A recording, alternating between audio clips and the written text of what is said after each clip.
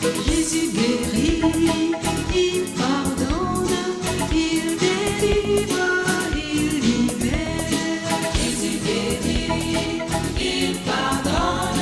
Vous êtes au rendez-vous des vies transformées. Bienvenue à vous, précieux téléspectateurs, à votre émission Vie transformée. Votre émission qui vous permet de découvrir ces hommes et ces femmes qui ont rencontré le Seigneur Jésus-Christ, qui les a transformés de façon authentique. Ce sont des hommes et femmes libérés, délivrés, sauvés, transformés. Et c'est toujours pour nous un plaisir de vous les faire découvrir. Ce soir, vous aurez donc l'opportunité de découvrir aussi l'expérience d'un jeune homme qui a rencontré le Seigneur Jésus-Christ et qui a rencontré cette transformation de façon authentique. Mais avant de découvrir ce témoignage, je vais d'abord vous présenter notre consultant, celui qui a décidé ce jour de colorer le plateau de Vie transformée à travers ses commentaires, décryptages, analyses de ce témoignage que vous aurez l'opportunité tout à l'heure de découvrir. J'ai nommé le pasteur Desgonzagues Germain, ancien de l'église d'Abidjan, pasteur principal de l'église de Bingerville. Il est aussi le vice-président du conseil d'administration de la CMCI Côte d'Ivoire. Il y a encore d'autres casquettes, mais je vais m'arrêter là. Pasteur Desgonzagues, bonsoir et bienvenue sur ce plateau. Bonsoir, Arnaud. Merci aussi de m'avoir invité sur le plateau. Merci beaucoup. C'est un plaisir et un honneur pour nous. Pasteur de l'église de Bingerville, déjà, comment se porte l'église de Bingerville avec ses 72 assemblées et ses 2190 disciples. Et surtout, il faut préciser qu'en ce moment, vous êtes en pleine croisade, une croisade qui vous permettra de faire 100 jours de jeûne partiel pour le renversement des principautés personnelles et familiales. Oui, je dirais que l'église se porte bien. Avec cette croisade-là, je crois que les frères sont motivés, réveillés, déterminés à entrer dans leur héritage. Donc pour nous, c'est déjà un signe annonciateur que Atikwa 2023, il y aura beaucoup de résultats. Je disais comme ça que nous, on est là juste pour récolter ce qu'on a sémé avant Atikwa 2023. Donc les frères sont à pied d'œuvre, tout le monde engagé. Nous avons une moyenne participative de 250 frères qui viennent chaque dimanche soir. Wow. Et nous visualisons les films du passé. Donc nous avons commencé à réviser, par exemple, les émissions comme Les Vies transformées. Nous repassons les témoignages des frères que le journaliste Arnaud nous montre souvent. Donc on prend des témoignages tels que les envoûtements, la pauvreté, et on dessine un peu quelle âme le frère a utilisé et comment il s'y est pris pour en arriver à ce résultat. Et si c'est un frère de la CMCI, c'est que nous aussi on peut le faire. Donc on rentre dans l'expérience des frères à travers la visualisation de ces émissions-là où ces vies transformées là. Et les frères appliquent, ça marche. Et les vies sont effectivement transformées. Oui, c'est de cette vie transformée que nous vous parlerons tout à l'heure. Et maintenant, c'est le moment pour vous de découvrir le témoignage de Simon-Pierre Boli, ce jeune homme plongé dans la débauche sexuelle qui passait tout son temps à chercher de l'argent en vue de faire la vie comme il comprend en tant qu'un jeune homme. Mais il a rencontré le Seigneur Jésus-Christ. Comment sa vie a été transformée? Découvrons ensemble le témoignage de Simon-Pierre Boli. Je me nomme Boli Gaudi, Yves Simon-Pierre. Autrefois, j'étais esclave de l'alcool, esclave du sexe au mariage. J'étais esclave des vices de la jeunesse, esclave de l'amour du gain. Aujourd'hui, je suis délivré par la grâce du Seigneur Jésus-Christ. C'est à cet effet que je veux vous partager mon témoignage. Mon histoire commence à Yopougon, dans une commune d'Abidjan. À l'époque, je vivais encore avec ma mère, parce que séparé de mon père, j'ai grandi avec maman. Et je voyais de temps en temps papa. Et mon père était un homme très occupé. Il était dans le gouvernement à l'époque. Il n'était quasiment pas à la maison. Mais il nous donnait tant bien que mal tout ce que nous souhaitons. Et j'ai grandi, comme je l'ai dit, avec maman. Et ma vie était normale jusqu'en classe de 5e. Où je suis arrivé dans une école de prestige en son temps, où j'ai rencontré des amis et aussi avec des parents nantis, ministres, députés, maires, préfets de région, etc. Et c'est là que j'ai commencé à être serré, être entremêlé dans les chaînes du péché. En 5e, tout a commencé par les envies. Et j'ai commencé à voler ma mère. La première fois que je volais, c'était pour m'offrir des CD de jeux vidéo. J'ai volé la somme de 80 000 francs dans le sac de maman. Et je me rappelle à l'époque, quand j'ai volé cet argent, ne le sachant pas, elle a accusé la servante. Elle a même renvoyé la servante. J'étais présent ce jour-là. Voyant comment cette fille se débattait pour dire qu'elle n'a pas volé. Mais ils n'ont pas cru. Ils n'imaginaient pas que c'était le fils qui avait dérobé cette somme. Et les sommes ont augmenté. Et lorsque j'avais l'occasion, je volais mon père. Et c'est comme ça que nous avons, avec mes amis de l'école, en ce temps, nous avons commencé à voler beaucoup d'argent. Jusqu'au jour où nous avons atteint plus de 5 millions de francs CFA. En 5e.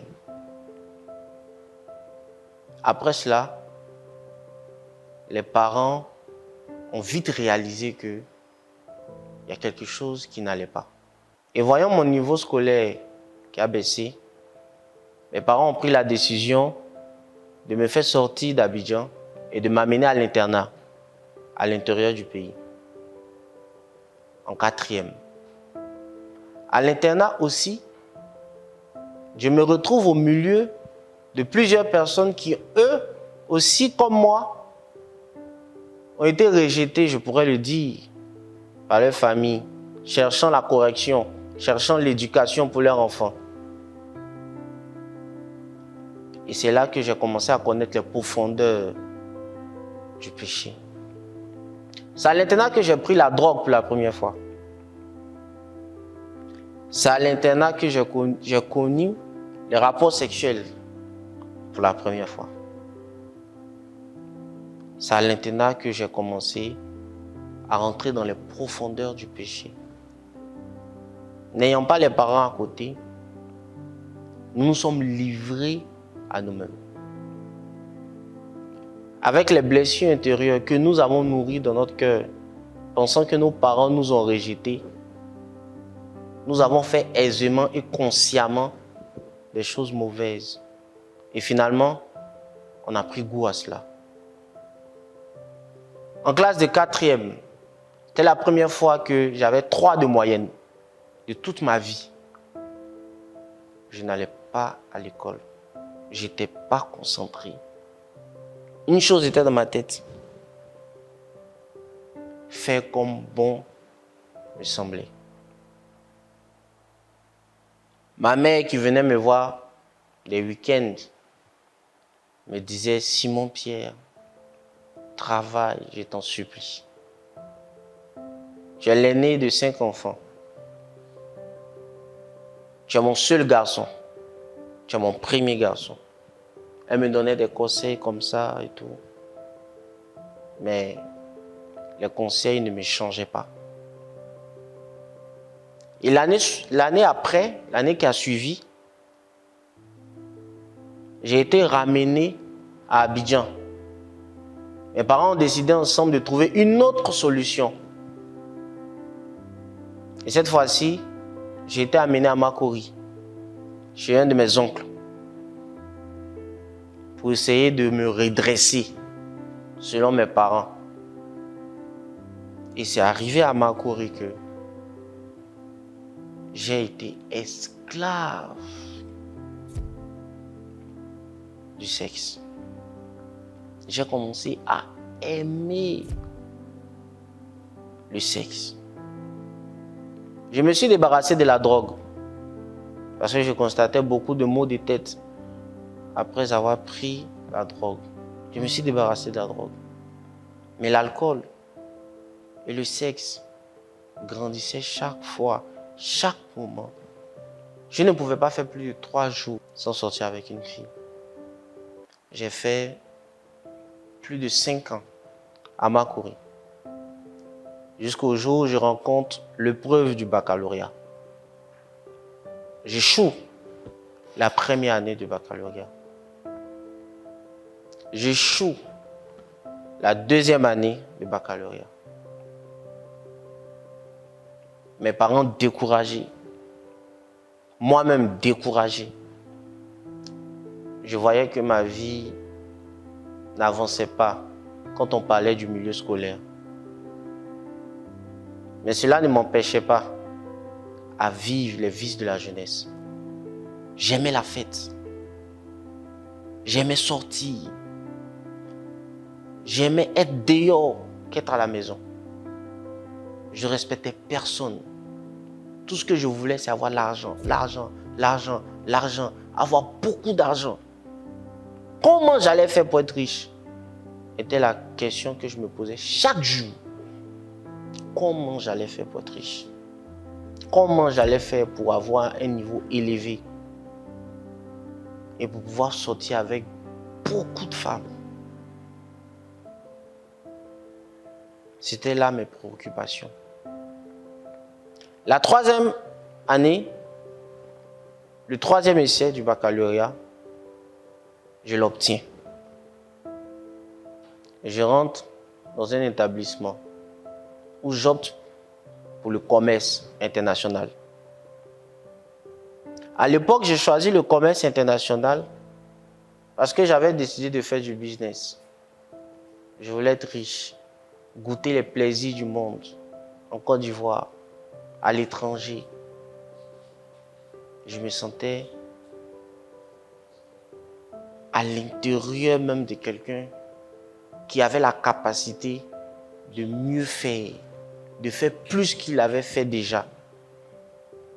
Si on buvait 5 bouteilles, 6 bouteilles la nuit de champagne, il fallait qu'un jour on arrive à 12. Et c'est comme ça que moi et des amis, nous avons décidé de mettre en place une structure. Je fréquentais beaucoup les artistes. Je fréquentais beaucoup les promoteurs de spectacles. Je m'étais fait un nom parce que je donnais de l'argent aux artistes pour chanter mes louanges, chanter mes prodiges. Dans le jargon ivoirien, on dit faire des spots. Et c'est comme ça que j'ai mis sur place West Coast Production. J'ai opté pour l'événementiel. Parce que aimant ce milieu-là, aimant cette vie-là, j'ai trouvé une facilité de m'intégrer et de vivre cette vie-là dans la débauche. Et j'ai commencé à faire beaucoup d'argent. Quand moi et mes amis, nous avons remarqué que nous avons commencé à faire beaucoup d'argent, on a commencé à s'adonner à plusieurs pratiques qu'on ne faisait pas avant parce qu'on n'avait pas assez d'argent. Les pratiques comme sortir avec plusieurs filles là au même endroit. Des pratiques comme voyager pour aller découvrir d'autres filles que celles d'Abidjan. J'étais esclave, frère. Un jour, après avoir couché avec la 3e fille de la journée, je me suis assis dans ma chambre et je me suis posé la question de savoir est-ce que moi-même un jour je pourrais me marier, faire comme les autres qui sont fidèles, qui vivent une vie paisible. Est-ce que je vais y arriver? Je ne pouvais pas faire plus de 3 jours sans sortir avec une femme. Chaque jour, on buvait de l'alcool. Chaque samedi, on dépensait plus de 500 000 francs en boîte de nuit. On avait des des envies de grandeur. J'aimais les vêtements de marque. J'aimais les voitures de luxe. Je voulais coucher avec des métis, des noirs, des étrangères, tester les filles sur plusieurs formes. Et parce que à cette époque j'avais de l'argent, je me permettais de me faire plaisir et j'étais esclave du sexe. Esclave du sexe à un niveau où je suis sorti avec une fille qui m'a révélé après être sorti avec un de mes parents. Et à cette époque-là, c'était un privilège pour moi. C'était un privilège pour moi de cataloguer toutes ces filles-là. J'avais fait un programme où les lundis, les mercredis, les dimanches étaient dédiés à une fille précisément. Après, lorsque je me suis assis et que j'ai réfléchi, j'ai vu que j'avais 8 partenaires. J'étais un religieux. J'allais souvent à l'église. Écouter ce que les gens disaient. Mais mon cœur n'y était pas. J'allais pour la forme. J'allais parce que souvent mes parents me forçaient à y aller. Mais je n'avais jamais rencontré Jésus. Et j'étais toujours esclave, prisonnier de l'alcool et du sexe.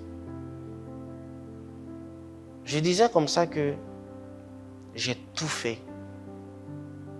Et je me vantais de le dire. Je disais j'ai tout fait, sauf l'homosexualité, sauf le viol. J'ai tout fait. Quelqu'un me parlait de meurtre. J'ai fait faire avorter des filles un bon nombre de fois. Je crois même avoir tué quelqu'un. Parce qu'un jour, à 3h du matin, je rentrais chez moi, ivre. Et j'ai vu un jeune homme sortir sur le chemin que j'avais emprunté. Avec une machette. Donc je me suis arrêté, j'ai fait des coups de phare. J'ai vu que ce monsieur-là venait vers moi. Frère, j'ai décollé, je l'ai cogné. Et j'ai tourné un peu dans le quartier, je suis rentré chez moi. Qu'il soit mort ou pas, je ne sais pas. J'avais rien pour me consoler à part l'alcool. J'avais rien pour me consoler à part les femmes. À chaque fois que j'avais des problèmes, à chaque fois que je voulais me ressourcer, à chaque fois que je cherchais une solution à un problème, je me ressourçais dans l'alcool, je me ressourçais dans les femmes. Et c'est comme ça que j'étais esclave. Après le baccalauréat, lorsque j'ai intégré cet établissement où j'ai opté pour la filière de commerce international, ma renommée m'a suivi. Et les actions que je posais avant, j'ai continué à poser ces mêmes actions-là dans cet établissement.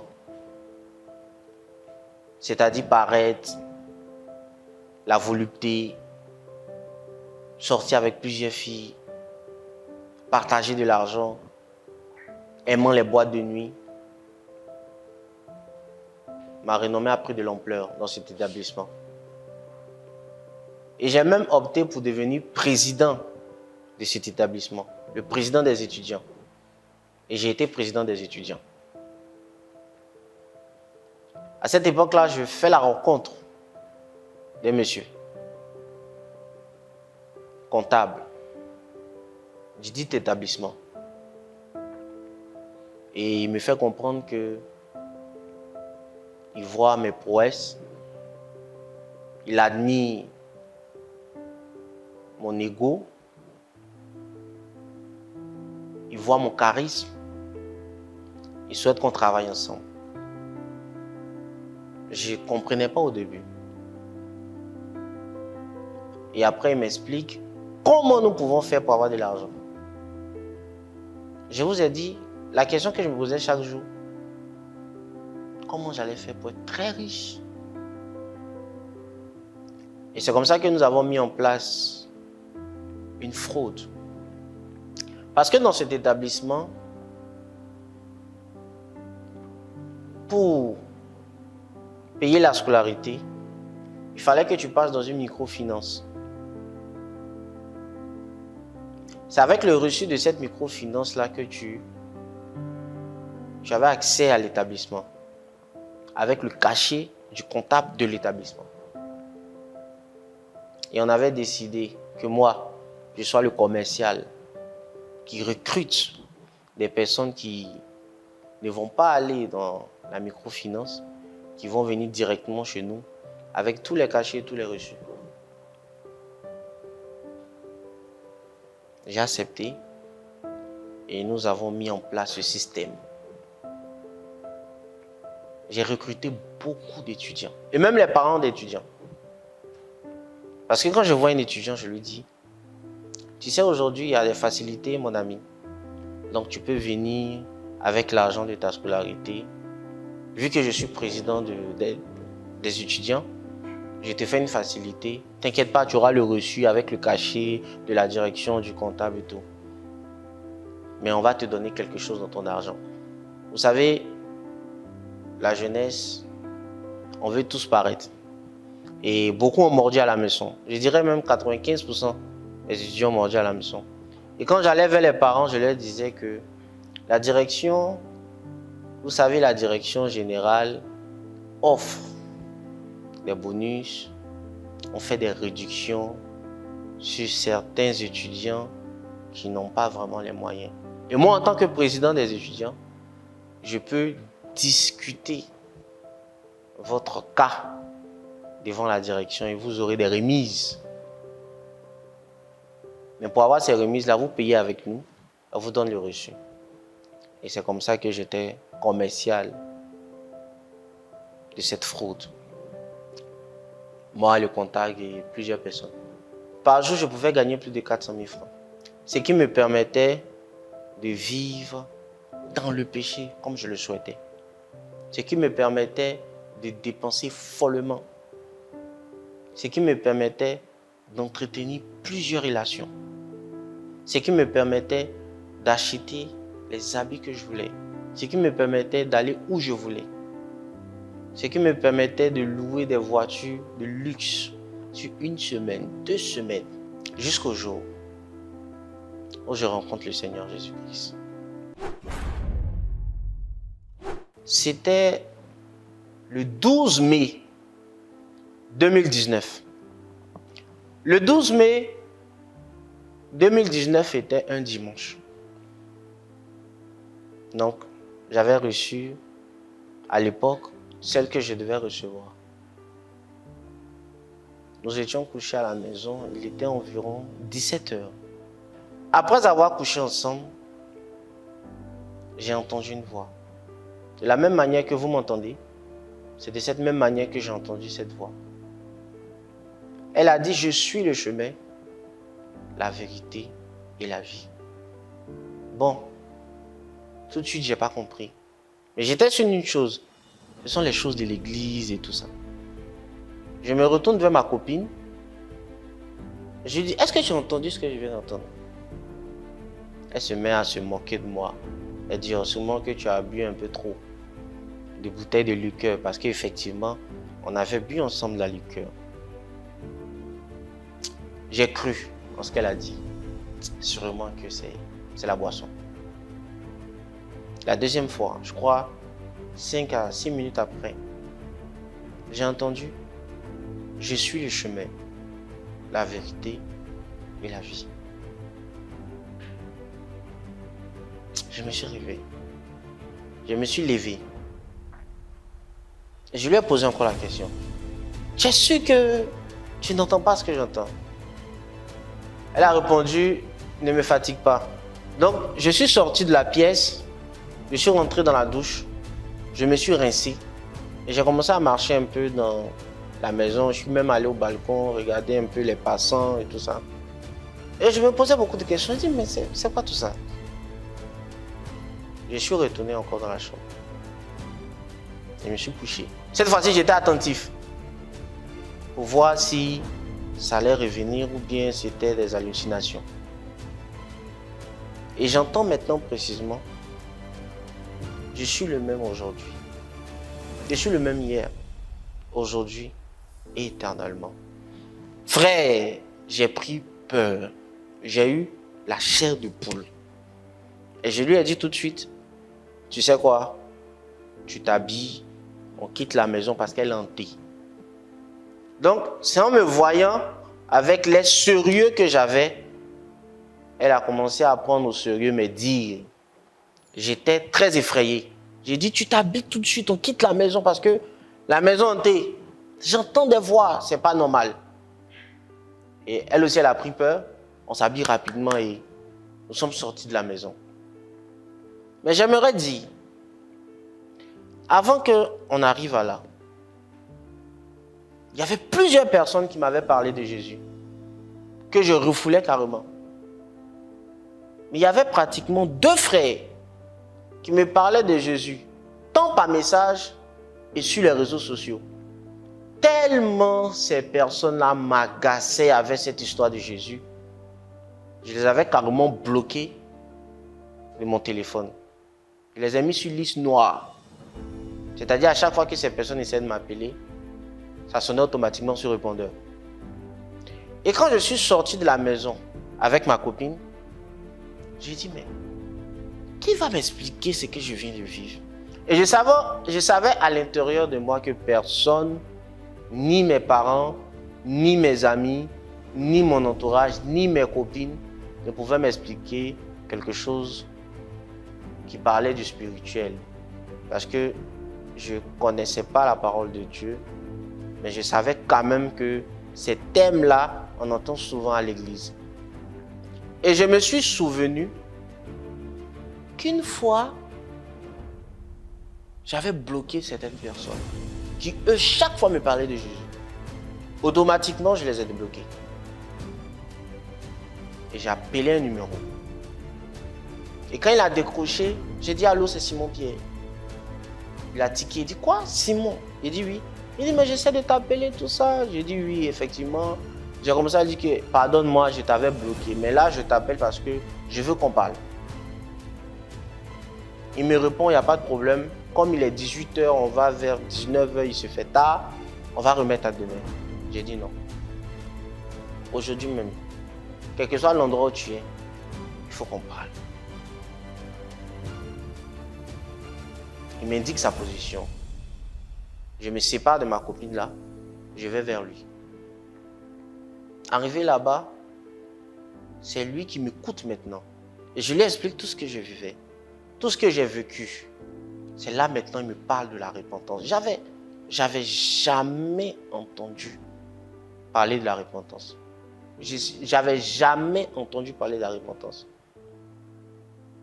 Pour moi, Dieu nous aime parce qu'il nous a créés, il nous accepte pour nos péchés. Le jour qu'on meurt, certains de nos frères, nos parents prient pour nous, il a pitié de nous et puis on va au ciel. Et il m'explique la repentance. Il m'explique ce que c'est que le péché. Mais je ne comprenais toujours pas parce que j'étais en train de commettre le péché quand Jésus m'a parlé selon lui. Je ne comprenais pas. Et je lui demande, mais comment je vais faire avec tout ça? Parce que j'étais touché. Je tremblais.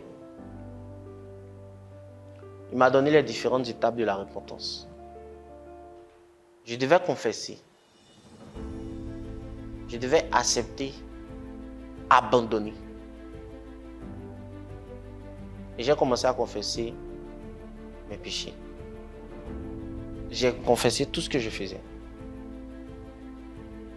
Mais lorsque nous sommes arrivés sur cette partie où je devais abandonner, c'est là que c'était pas facile. Il m'a dit, il faut que tu abandonnes tout ce que tu fais que Dieu n'aime pas. J'ai dit, mais tout ce que je fais, c'est toute ma vie. Frère, je ne peux pas faire 3 jours sans une femme. Frère, la société que tu me dis d'abandonner parce que c'est la fraude, sans elle, je suis rien. Il dit, pour le Seigneur, je dois abandonner. Mais la voix que j'avais entendue m'avait transpercé le cœur. Je lui ai dit, je ne sais pas si je pourrai, mais je vais le faire.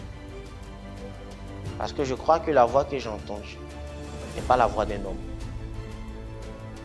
Et le même jour, j'ai fait un message que j'ai dupliqué en 8. Et je l'ai envoyé à toutes mes copines. Ce message était simple. Je demande pardon pour toutes les promesses que je t'ai faites. Mais je crois avoir rencontré le Seigneur Jésus. Et le Seigneur Jésus demande que je me sépare du péché, donc de cette relation qui ne le glorifie pas. Point. Et j'ai envoyé à tout le monde.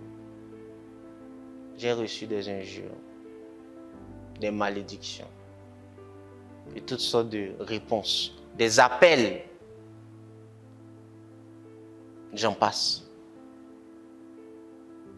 Par rapport à la société, c'était très difficile parce que, vrai que j'étais actionnaire majoritaire, je n'étais pas le seul actionnaire. Séance tenante, j'ai dû appeler tous mes collaborateurs pour leur dire que j'ai fait la rencontre du Seigneur Jésus. Je crois dans mon cœur qu'il m'a parlé et je veux le suivre parce que je suis fatigué en vrai. Donc je décide de me retirer de la société. Moi, ils ont commencé à rire parce qu'on peut penser que tout le monde peut se retirer, mais pas moi. J'ai insisté. J'ai dit que j'étais sérieux. Je crois que sur le coup, ils ont dit OK. C'est après qu'ils ont compris. J'ai profité pour dire que je laisse tout. Et c'est comme ça que j'ai abandonné les copines ce jour-là. J'ai laissé tomber West Coast Production ce jour-là. Et comme il se faisait tard, le lundi 13 mai, je me suis fait baptiser au nom du Seigneur Jésus-Christ. Le jour de mon baptême, j'ai ressenti comme un poids qui était quitté sur moi. Frère, je n'avais jamais cru que je pouvais faire plusieurs mois même sans avoir l'envie. Je parle de l'envie. L'envie même de coucher avec des femmes. Je crois que le jour du baptême, j'ai reçu le Saint-Esprit qui m'a donné le dégoût du péché, qui m'a donné le dégoût de l'alcool, qui m'a donné le dégoût de toutes ces choses, des vices de ce monde. J'avais juste le dégoût. J'étais pas fier de ce que je voyais. Quand je regardais les vidéos, j'étais pas fier. Et j'ai commencé à m'intéresser aux choses de Dieu. J'ai commencé à m'intéresser à comment vivre avec Dieu, comment marcher avec Dieu. Et le Seigneur m'a mis à cœur que je devais parler de lui. De la même manière que je parlais pour le diable dans le monde, je devais parler de Jésus-Christ pour amener les hommes à Jésus-Christ. Et c'est comme ça que j'ai commencé ce ministère, le ministère d'évangéliste. J'ai commencé à prêcher dans les marchés. J'ai commencé à prêcher dans les bus, dans les baka. Ce sont les transports en commun. J'ai commencé à prêcher dans les quartiers. Je venais fraîchement de finir l'école. Je ne travaillais pas encore. Je passais tout le temps à prêcher. Et c'est comme ça qu'un jour, nous avons commencé 40 jours de jeûne à la communauté missionnaire chrétienne internationale de Côte d'Ivoire. Et le leader national, le pasteur Ménio Boniface, a demandé que nous brisions nos liens et nous écrivons 10 sujets. J'avoue que j'avais rencontré le Seigneur, j'avais le cœur libre. Je me sentais heureux. Jusqu'au soir, un soir, où je reçois un appel. L'appel d'un ami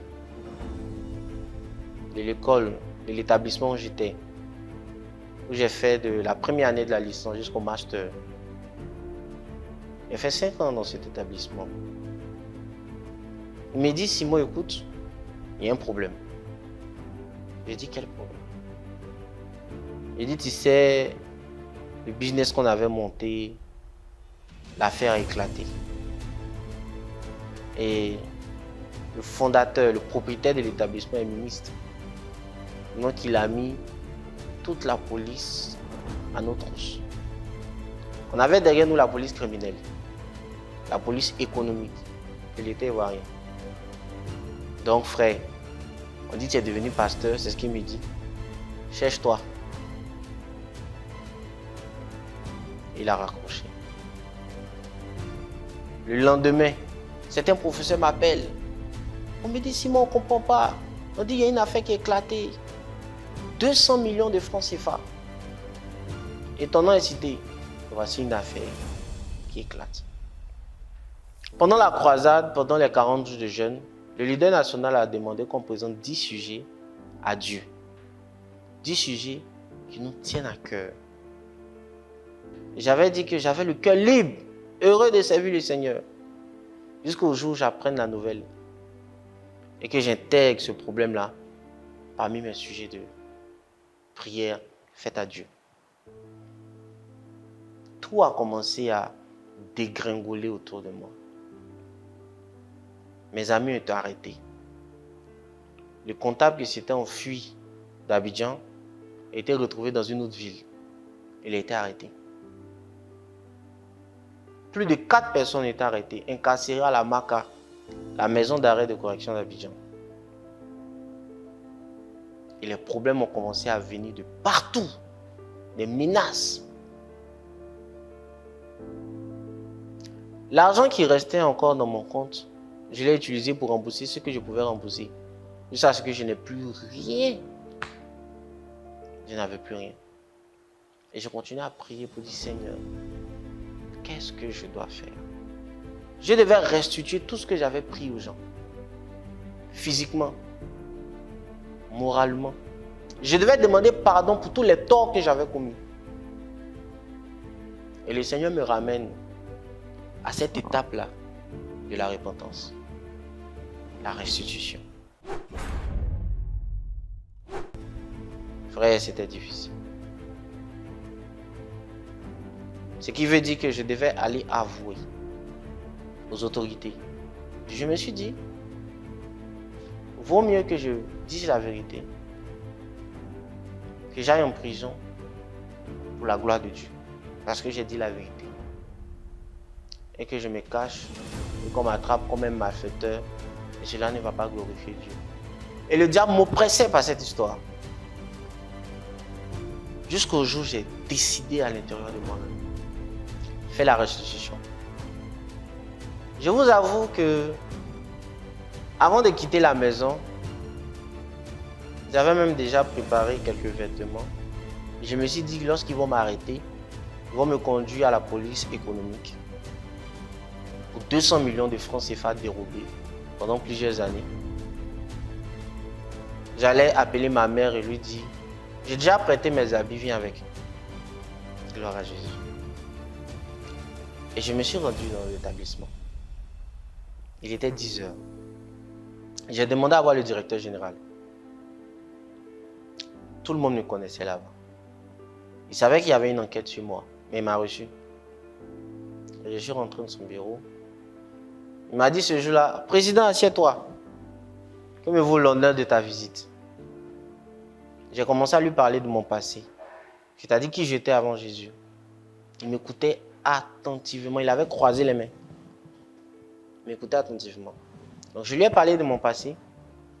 Je lui ai expliqué comment j'ai rencontré Jésus. C'est un musulman. Et je lui ai dit, voilà ce que Jésus, que je sais, me demande de faire, c'est de venir avouer mes fautes. Il m'a dit, tu es sûr? Est-ce que tu peux le répéter en face d'un témoin? J'ai dit oui. J'ai dit d'accord. Il a pris un bic. Il a pris une feuille. Il dit, dis-moi tout ton nom. Il a écrit mon nom. Et à l'époque, quand tu finis les années, c'est-à-dire la licence, tu finis le master, tu dois soutenir ton diplôme. Et moi, j'avais mes bulletins bloqués. J'avais fini, mais je ne pouvais pas soutenir. Mes bulletins étaient bloqués. Mes parents ne savaient pas. Et cette histoire avait éclaté. Il me demande combien tu dois à la comptabilité. Je lui dis la somme, c'était beaucoup de millions. Il écrit. Il appelle une dame que je connais bien. Il dit à la dame, le président est venu me dire quelque chose. Il va répéter, tu vas entendre. J'ai répété. Il a tiré sa chaise. Il s'est levé. Il dit, depuis qu'il est directeur général, il n'a jamais vu ça. Il n'a jamais vu quelqu'un qui a fait autant d'atrocités et qui vient reconnaître. Ça le dépasse. À cause de ça, il décide d'annuler tout ce que je dois. Il m'a dit, président, prépare-toi pour soutenir ton diplôme. J'ai vu la main de Dieu. Moi qui étais prêt pour faire la prison pour Jésus-Christ, il m'a délivré de la prison. Je peux dire même que j'étais acquitté par le Seigneur Jésus-Christ. J'ai vu la main de Dieu par la restitution. Et c'est comme ça que j'ai continué à prêcher l'évangile, à gagner des âmes, à juste montrer mon témoignage aux personnes qui étaient récalcitrantes. Aujourd'hui, je bénis le nom du Seigneur parce que le Seigneur m'a délivré de toutes ces chaînes d'alcool, la débauche, la sexualité.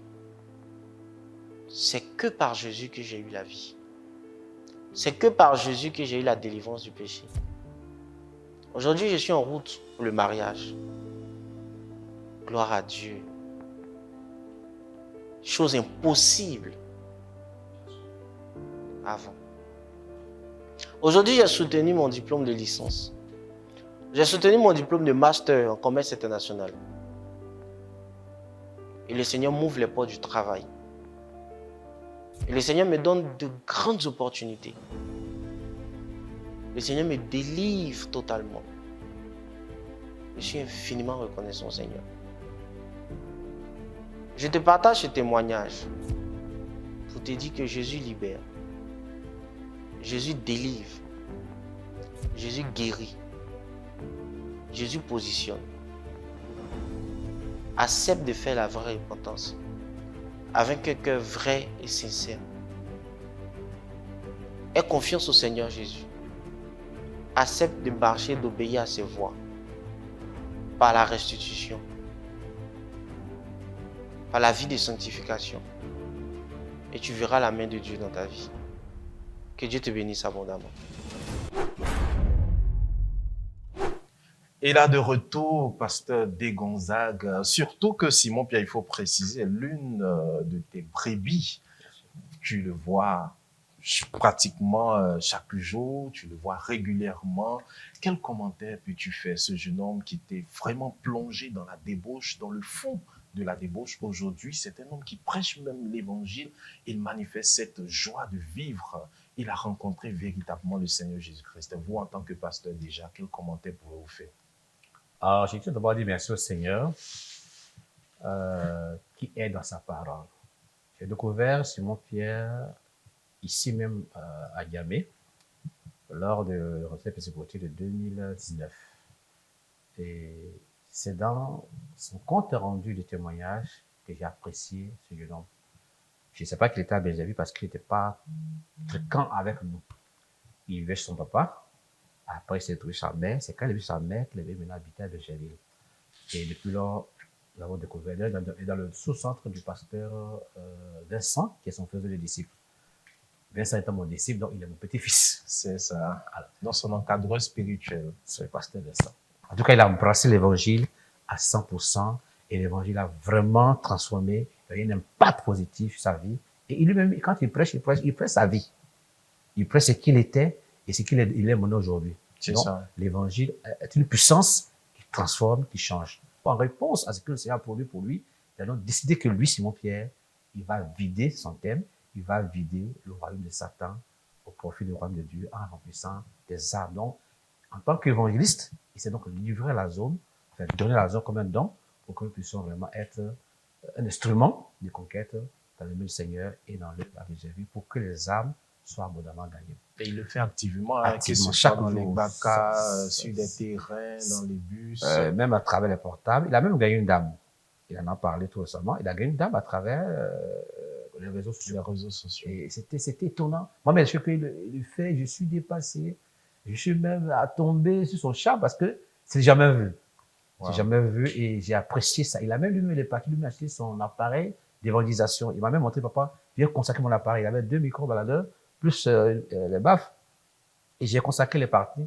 Il dit, il faut me libérer, j'allais évangéliser. Et avec lui, à travers lui, il est devenu un facteur d'évangélisation de toute la jeunesse de Bégerville. Il a enrôlé ses familles et il prêche dans les écoles, les lycées. En fait, il prêche. Il prêche. Et effectivement, il gagne les âmes. Il gagne les âmes. Donc, vraiment, il a vraiment compris que Dieu lui a fait la grâce parce que son témoignage, dans un passé lointain, n'était pas du tout bon. Revenons.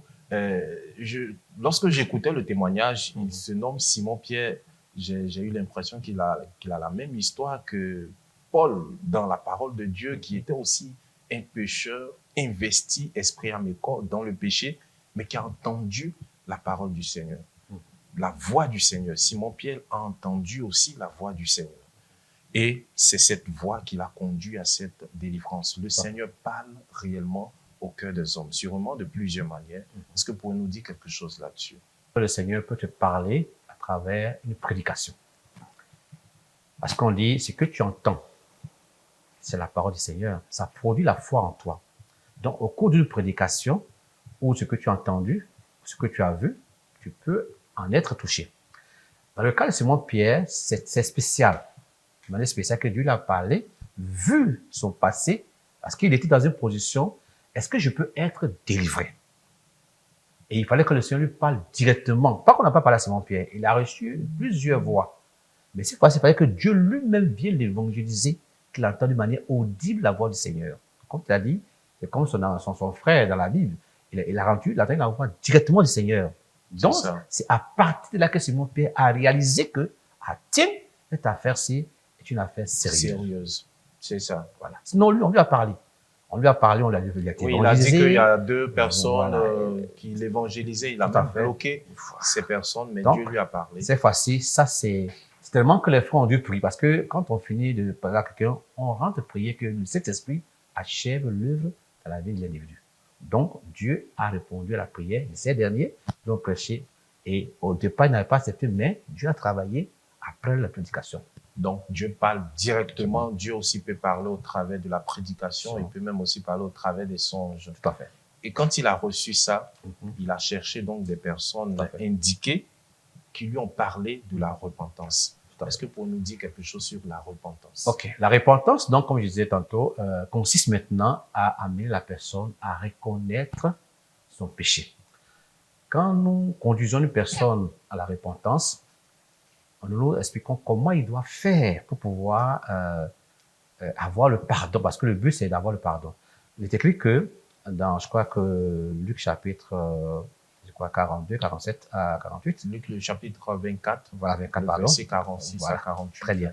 Donc, il a dit que Jésus est venu, en fait, que par sa mort et sa résurrection, qu'on ait la possibilité de se répandre. Donc, la repentance est un don de Dieu à tous ceux qui cherchent à se réconcilier avec Dieu. Alors, quand tu rencontres le Seigneur de cette manière, il te conduit pourquoi? Pourquoi la repentance? Parce qu'il y a une même voie de la réconciliation à l'intérieur. Tous ceux qui n'ont pas Jésus sont en faute, c'est-à-dire sont comme si les gens qui étaient, il allait dire, qui ont besoin de faire la paix avec Dieu parce qu'ils étaient hors de la volonté du Seigneur. Donc, il doit revenir par la voie de la repentance. Donc, c'est la méthode de Dieu qui donne à toute personne qui voudrait venir à lui. Donc, la repentance consiste, non, 1, à reconnaître ses péchés d'abord, 2, à les confesser, 3, à faire les abandons de péchés, là où c'est possible, et 4, faire des restitutions. Et dans le cas de Simon-Pierre, il a parcouru tout cela. Donc, on lui a expliqué que veut dire la repentance. Je confesse mes péchés. Avant de les confesser, il faut d'abord les identifier. Parce que l'homme a en lui une somme de péchés qui lui est propre. Donc, il faut d'abord qu'il confronte ces péchés-là et que le Seigneur, à son retour, lui apporte le pardon. Donc, après avoir identifié les péchés, tu demandes pardon à Dieu. Bon, généralement, au niveau de notre manière de faire, c'est une approche pastorale. On demande de faire un cahier de repentance dans lequel tu fais la liste des péchés selon l'âge que tu as jusqu'à ce que tu tombes sur l'actualité du jour où l'évangile t'a rencontré. Pourquoi? Parce que on s'est dit que le péché commence depuis son jeune âge. Ou alors on est né dans le péché. Donc, c'est pas le jour, par exemple, sommes aujourd'hui le 7 juin, que tu as commencé le péché. Mais depuis, donc c'est cette somme de péchés qui fait de toi un pécheur. Donc, on t'amène à quand même à comprendre ces choses. Mieux, Dieu veut montrer en comment est-ce que tu es capable de te juger toi-même. Moi, je vais simplifier ça pour moi. Dieu veut voir comment tu es capable de te juger toi-même. J'appelle ça le tribunal de la conscience. Donc, devant le tribunal de la conscience, il y a juge Dieu, l'avocat Jésus, l'accusé Simon-Pierre, dans ce cas ici, l'accusateur, le diable. De quoi le diable accuse Simon-Pierre? Du péché. Alors, le Seigneur qui est l'avocat a payé le prix. Il dit non, Seigneur, écoute, moi j'ai déjà payé le prix. Laisse Simon-Pierre. Donc, pendant que Simon-Pierre se répand de ses péchés, le sang de Jésus intervient progressivement, ce qui est écrit, il soit totalement imbibé. Quand il est écrit, sans effusion de sang, il n'y a pas de pardon. Donc, pendant que Simon-Pierre fait cette repentance, il est donc devant le tribunal de la conscience. Et quand il se répand, il acquiert donc une bonne conscience devant Dieu, devant le diable. Et l'accusateur n'a plus le droit de le faire parce qu'il a tout dit. Donc, voilà. C'est ça. Merci, pasteur, pour ce développement. Il était aussi au carrefour de l'abandon du péché parce qu'il fallait automatiquement renoncer à toutes ces relations d'impudicité dans lesquelles il était. Donc, l'abandon est une étape très importante de la repentance. L'abandon du péché, c'est très important parce que une personne, comme dit l'Écriture, tu peux dire péché, je ne vole plus. Mais quelques jours après, tu reviens. Donc, l'abandon du péché est le signe qui annonce même que tu as vraiment décidé. Par exemple, quelqu'un qui allait, je sais un autre aspect, qui allait dans un maquis. Tu décides d'arrêter d'aller dans ces lieux. Donc, tu abandonnes cette activité-là. C'est ça. Ou ce projet-là. Donc, tu arrêtes. Si tu volais, tu ne voles plus. Tu te convertis, ou alors tu changes pour entreprendre un autre projet. Donc, tu ne voles plus. Donc, l'abandon du péché, c'est l'élément même clé qui met que Dieu met le cachet du pardon. Quand on prend Proverbe 28, verset, je crois, 13, il dit, si tu confesses tes péchés et que tu ne les abandonnes pas, tu ne les avoues pas, donc tu n'as pas miséricorde. C'est ça. Donc, il y a une conjonction et coordination et. Il y a abandon et avouer, ou alors avouer et abandonner. Donc, quand il n'y a pas ces et de conjonction, Dieu n'accorde pas le pardon. Donc, le pardon intervient quand il y a l'abandon du péché. Donc, tout ce processus de repentance, tu as confessé, c'est quand maintenant tu abandonnes que le cœur de Dieu est satisfait. Beaucoup de personnes, sous d'autres cieux, confessent ses péchés et n'abandonnent jamais. Ils le prennent. Souvent, on a raconté l'histoire d'un monsieur, je crois que c'est le leader, il disait qu'il était allé tuer. Il avait tué dans la sorcellerie. Et il allait voir un prêtre et il confessait les péchés. Il disait que vraiment, mon père, j'ai encore tué aujourd'hui. Le père dit, ok, mon fils, vas-y, tu es pardonné. Il est revenu 3 fois. À la 4e fois, il dit, va, et il ne commet plus. Donc, tu peux confesser, mais tu retombes. Tu peux confesser. Le jour que tu arrêtes, alors tu abandonnes le péché. Donc, c'est l'élément de la repentance, l'abandon du péché. Il est très important. Donc, tu arrêtes totalement le péché. Tant que tu n'arrêtes pas, tu n'as pas encore fait la repentance. Donc, il n'y a pas de repentance sans abandon. L'avant-dernière question que je veux vraiment aborder, après cette étape de la repentance, Simon-Pierre s'est fait baptiser. Nous voyons que plusieurs partent au baptême. Est-ce que se baptiser sans d'abord préalablement se repentir est un baptême qui est cautionné par le Seigneur Jésus ou validé par le Seigneur Jésus-Christ? Il dit non. Le baptême intervient après une vraie repentance. Parce qu'on baptise qui? La Bible dit que tous ceux qui se repentent sont morts au péché. Donc, on meurt au péché par la voie de la reconnaissance, de la repentance. C'est ce qui te qualifie pour aller aux eaux du baptême. Tant que tu n'as pas fait cette repentance, tu ne peux pas te baptiser. Tu n'as pas de valeur divine. Donc, c'est après une bonne repentance que le vrai baptême intervient. On a baptisé les gens qui ont caché, dissimulé le péché.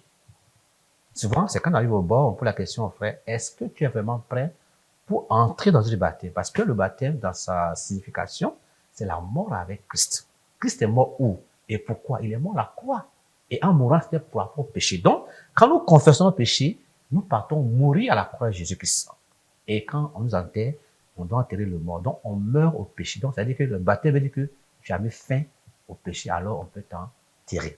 Donc, une fois que tu es enterré maintenant, de façon révélationnelle, la puissance de Dieu qui a versé Jésus, alors aussi, vient te donner la vie et tu sors des eaux de baptême. Donc, vraiment, je peux conclure et bibliquement que sans vraie repentance, il n'y a pas de vrai baptême. Celui qui a fait ça, son baptême est faux. Il faut carrément répondre. Donc, le baptême, c'est après une vraie repentance selon les étapes que j'ai citées précédemment. Ok, merci beaucoup, pasteur, pour ces éclaircissements. La dernière question, Simon Pierre disait dans son témoignage qu'il a eu à faire la restitution. Et là, ce n'était pas un petit montant, 200 millions. Et surtout que la restitution fait partie des étapes intégrantes de la vraie repentance. Parlons de la restitution. Est-ce qu'on peut tout restituer? Et en quoi est-ce que la restitution est-elle importante et si importante dans la repentance? Oui, c'est un élément très important. Le leader Boniface disait qu'il y a 4 axes, 4 piliers sur la repentance. Si on fait les 3 sans ajouter la restitution, c'est que on n'a pas fait la repentance. Il peut venir après le baptême, ça dépend de la première manière, parce qu'il faut d'abord reconnaître qu'il y a une restitution à faire. C'est Et ça. il y en a 2 ou 3 ordres. Il y a la restitution morale, je l'explique. Morale, par exemple, je ne parle pas à ma sœur, à mon frère, à mon collègue, je dois aller vers cette personne pour me réconcilier avec elle. D'accord. Moi, je comprends comme ça. La croix qu'on voit comme ça, horizontalement, verticalement, c'est avoir la paix avec Dieu. Une fois que je suis en paix avec Dieu, il faut maintenant que je sois en paix avec les autres. C'est ça un peu, symboliquement, la réconciliation. Donc, si je ne parle pas à un frère, que je reviens et je reçois l'évangile, qu'on soit en paix avec tout le monde.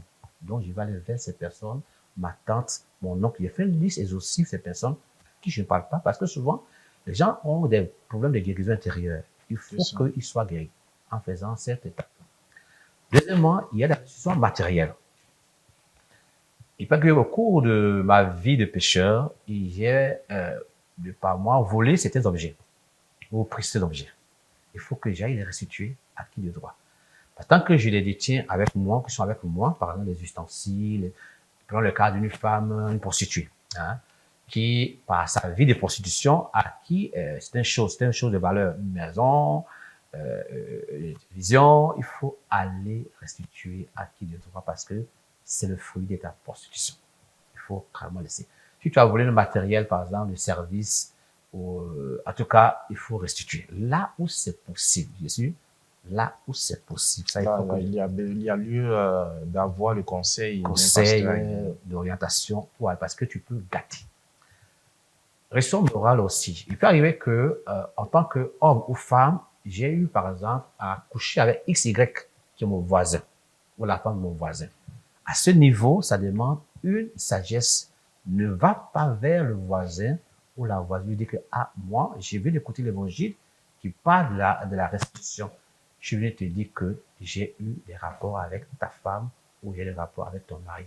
Est-ce que ça répare un tort? Non. Au contraire, ça enflamme. Donc, à ce niveau-ci, ça reste en toi et ton encadrement spirituel. À ton Père en Christ, et vous gérez ça entre vous. Le jour où la personne va croire ou elle sera mieux dans le Seigneur, on pourra certainement alors aller vers la personne pour dire, ah, à l'époque, voici pas si tu diras, non, nous sommes en Christ, frère. Là, il peut me dire, à ce niveau, je ne vais pas aller là-bas. Je reste en flamme. Troisième niveau, c'est les dettes.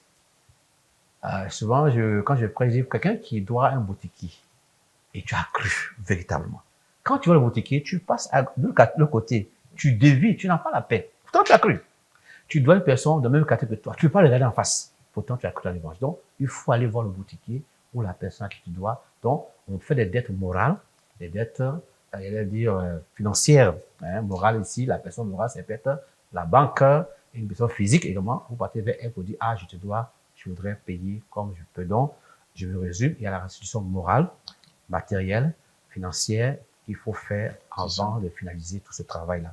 Dans le cas de Simon Pierre, c'était l'argent. C'est ça. il devient une somme énorme. Et ça dépasse l'entendement des hommes, comme il a dit d'écrire, mais c'est poussé par le Saint-Esprit. Et comme lui, c'est un appel spécial, comme il doit prêcher l'évangile à une certaine échelle, Dieu l'a mis dans cette dimension pour montrer qu'il fallait qu'il fasse cette restitution, qu'il était avec lui. Et il y a des gens que Dieu contraint à des restitutions qui voudraient, parce que Dieu veut utiliser ça pour être un instrument, d'abord le témoignage, mais un instrument puissant entre les mains des hommes. Donc une personne qui, ayant fait une repentance, confession des péchés, abandonne les péchés, s'il n'a pas fait une restitution, il sera difficile d'être à l'aise parmi les enfants de Dieu. Par exemple, une femme qui aurait attribué un enfant arbitrairement à quelqu'un qui n'est pas son enfant. Il faut le jour J dire au vrai père que, ou alors la personne que non, cet enfant n'est pas ton enfant. Donc tu lui dis, comme ça, la vérité entre en toi. Je m'appuie sur l'histoire d'une femme. Il dit donc qu'une femme était allée au marché, elle a volé. Et quand elle a reçu l'évangile, elle a dit à ce monsieur-là que, ah, moi vraiment, je t'ai volé. Le gars dit, ah bon, c'est rare ça. De quelle église es-tu? Ce monsieur est devenu son mari aujourd'hui. C'est ça. Parce qu'elle a fait une restitution vraiment qui a été salutaire. Donc, la restitution est salutaire. Fuir la restitution, c'est camoufler, cacher encore. Et le diable va utiliser ça tôt ou tard dans ta vie pour te troubler. Et ça sera même un point de l'homme fort de ta vie qui va s'appuyer dessus chaque fois. Tu n'auras jamais la paix. C'est ça. D'un point de vue naturel, c'est quand même des choses difficiles à accomplir. Oui. Et surtout dans le cas de Simon Pierre, ça révèle quand même que c'est Dieu qui conduit, c'est Dieu qui rassure. Donc nous ne devons pas avoir peur de faire la restitution. Et pour résumer, la vraie repentance consiste donc à reconnaître le péché, confesser le péché, l'abandonner et faire des restitutions possibles. Là où c'est possible. Là où c'est possible. Donc, merci, pasteur, pour ces éclaircissements. C'est avec ces étapes scrupuleusement respectées qu'on peut dire qu'on s'est réconcilié véritablement avec le Seigneur Jésus-Christ dans le cas de Simon Pierre. Il y a plusieurs personnes qui nous écoutent. Elles sont sûrement sous le joug du péché, sous le joug de la débauche sexuelle, de l'alcool. Nous avons vu dans le cas de Simon Pierre comment le péché détruit l'homme. Peux-tu t'adresser à ces personnes en regardant la caméra tout droit, en leur disant qu'il y a de l'espoir? Jésus-Christ est là pour le délivrer sûrement. Merci Arnaud. Effectivement, il y a de l'espoir. Nous avons un cas palpable, le cas de notre bien-aimé Simon Pierre, pour dire que Dieu est le Dieu de l'impossible. Quand on rentre dans ces écritures, on va voir un cas où un ami de Jésus était décédé. Il s'appelait Lazare. Jésus a pris tout son temps. Et il est allé au moment où il fallait. Et j'appelle ici le Dieu de l'impossible. Quand il est arrivé, une de ses sœurs disait que, Seigneur, si tu avais été ici, mon frère ne serait pas mort. Je lui dis non, je suis la résurrection. Il n'avait pas compris cette phrase-là. Mais moi, je dis, la leçon fondamentale dans ce passage, c'est que Jésus est toujours à l'heure. Que soit ce que tu traverses, que ce soit les difficultés que tu as, le Seigneur est toujours à l'heure. Quand on prend Jean 10, versets 7 à 10, il dit, le mercenaire est venu avant moi, mais moi je suis venu pour donner la vie, et la vie en abondance. Eux, ils sont venus, ils tuent, ils égorgent. Donc le péché, quand tu es dedans, c'est un tueur. Mais quand tu rencontres le Seigneur dans cette phase, vis-à-vis de ces éléments, Jésus entre dans ta vie comme un Seigneur qui te donne la vie là où il n'y a pas la vie, qui te donne, et la vie non seulement ça me donne en abondance. Donc, ici, je peux dire que tu peux donner la vie à Christ quand tu crois en lui qu'il est le Fils de Dieu et qu'il est mort pour tes péchés. Parce que, effectivement, au niveau humain, il n'y a aucune possibilité de quitter le péché. Je prends l'exemple. Il a croisé un monsieur, il dit, mais pasteur, comment est-ce qu'on fait pour ne pas regarder les femmes? Est-ce qu'il y a un compromis pour ça? Il dit, non, il n'y a pas. Donc, il dit, mais quand il a une femme, il tourne. Mais mon ami, tu as des problèmes, tu vas tourner tout le temps. Prends À Jésus. gauche, à droite, tu ne crois pas. Jésus, c'est stable. Donc, prends Jésus. C'est la solution de Dieu pour le péché parce qu'il est mort pour le péché. Et la Bible dit dans Jean chapitre 1, verset 29 que voici l'agneau de Dieu qui ôte le péché. Donc, quand tu donnes la vie à Jésus, quel que soit le péché, c'est une montagne, c'est difficile. Tout ce que tu peux rencontrer comme difficulté, le péché, dès que tu donnes la vie à Jésus, ce péché est automatiquement ôté. Donc, je dis que c'est une puissance. La mort de Jésus est là pour nous libérer des conséquences des péchés et même des péchés lui-même et ses conséquences. Donc, si tu es bloqué, des difficultés, Jésus est la solution. Dans un passage de Actes 26, verset 19 à, non, verset 18 à 20, il dit, il est venu pour ouvrir les yeux. Peut-être que tu penses que tu as des difficultés, tu vois pas, mais Dieu t'ouvre les yeux. Pourquoi? Parce que tu es dans les ténèbres. Donc, quand Christ arrive, il vient comme la lumière pour t'éclairer. Et non seulement ça, mais il te transfère des ténèbres à la lumière. Et de la puissance de Satan à la puissance de Dieu, afin que tu te répands tes péchés et que tu viennes parmi les saints, en un mot, tu as droit à l'héritage. Donc, si aujourd'hui, avec l'exemple de notre frère Simon Pierre, tu aimerais connaître Jésus, voici le chemin. Tu dis seulement que, Seigneur, je suis fatigué. Quand il écrit, vous qui êtes fatigué, chargé, venez à moi. Tu verras que Dieu va venir et tu l'invites dans ton cœur. Il viendra. Donc, Jésus est la solution à tous les problèmes, à toutes les difficultés, parce qu'à la croix, non seulement il a été là-bas pour pardonner le péché, mais tous les esprits qui nous visitent, que ce soit les oppressions, la sorcellerie, que ce soit les démons, tous les esprits, en tout cas les blocages, Jésus, je vous dis la vérité, Jésus est la solution à tous ces problèmes. Merci beaucoup. Amen. Jésus est donc la solution de Dieu pour libérer les hommes du péché. Nous sommes à la fin, mais nous n'allons pas vous laisser Tout à fait. parce que lorsque j'étais en train de vous présenter à nos téléspectateurs, il y a une autre casquette que je n'ai pas dite. Vous êtes aussi le président du comité d'organisation des croisades pour le renversement des principautés personnelles et familiales, pasteur Degonzac Germain. Dans quelques jours, Oui.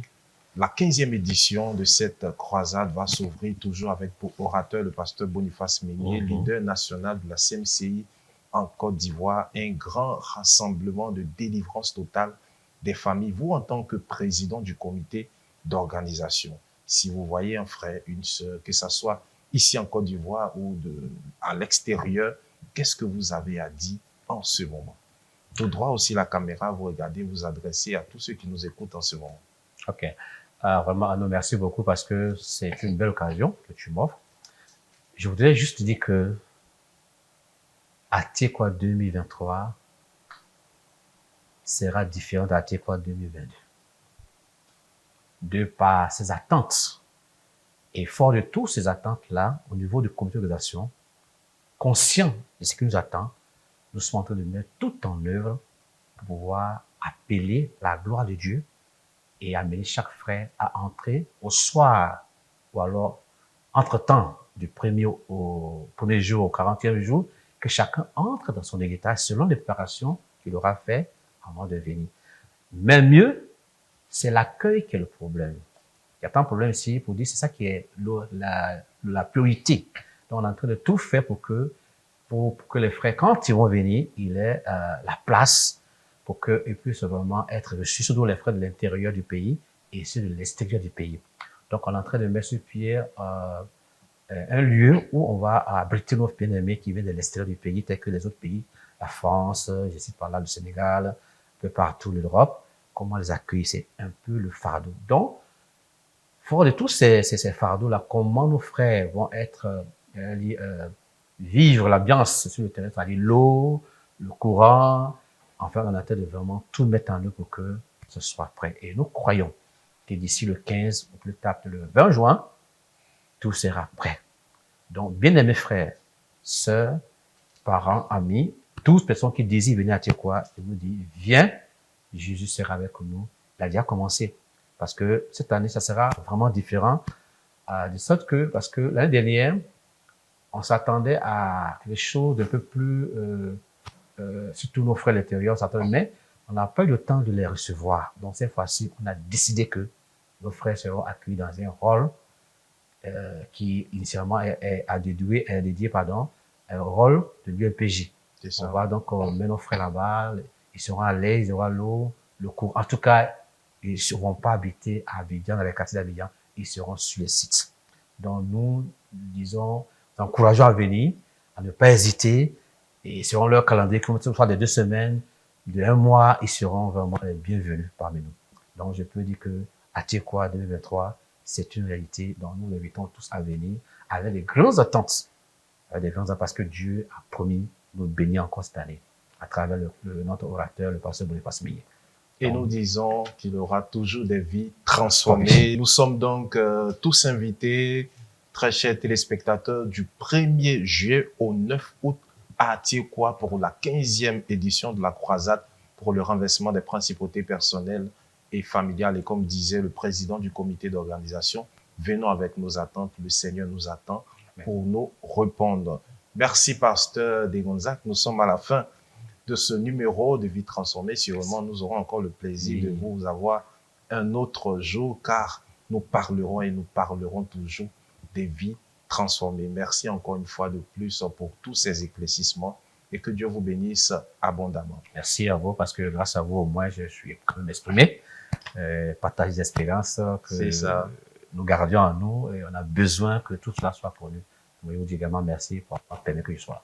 Et nous sommes bénis. Merci beaucoup, pasteur. Je serai toujours rendez-vous. C'est ça. Et nous allons toujours vous inviter. Pas de souci. Merci beaucoup, très chers téléspectateurs. C'est sur ces notes que nous vous disons au revoir. C'était donc le témoignage de Simon-Pierre Boli, authentiquement délivré de la débauche sexuelle.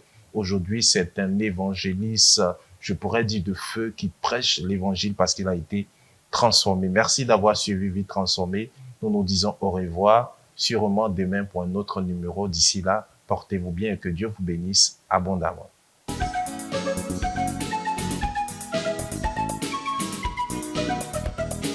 Jésus guérit.